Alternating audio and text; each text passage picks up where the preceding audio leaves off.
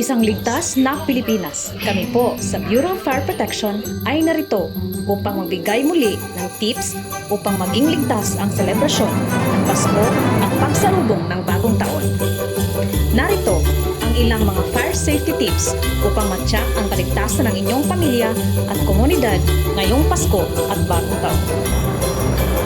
Tip number 1. Pumili ng tamang lugar para sa mga parol at dekorasyon. Siguraduhin malayo ang mga ito sa mga bagay na madaling mag-apoy tulad ng mga kortina at tela. Tip number 2. Iwasang mag-iwan ng mga kandila na nakabukas. Kung gagamit ng kandila, siguraduhin may nakatenggang tao at hindi ito nakakalimutan. Ilagay sa hindi madaling matumbang lugar. Tip number 3. Siguraduhin maayos ang electrical connections.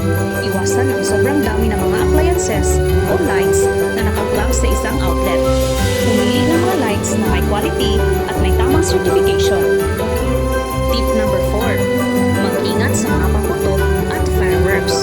Kung magpapaputok, sundin ang mga patakaran ng inyong lokal na pamahalaan at gamitin ito sa tamang lugar at huwag kalimutan maghanda ng tubig o fire extinguisher.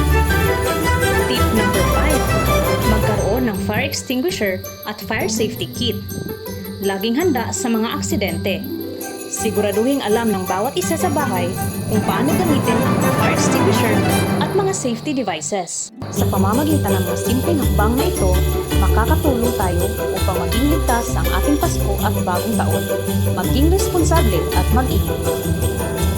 Ang Bureau of Fire Protection, Panaod Municipal Fire Station ay kasama po ninyo sa isang ligtas at masayang selebrasyon ng Pasko at bagong taon.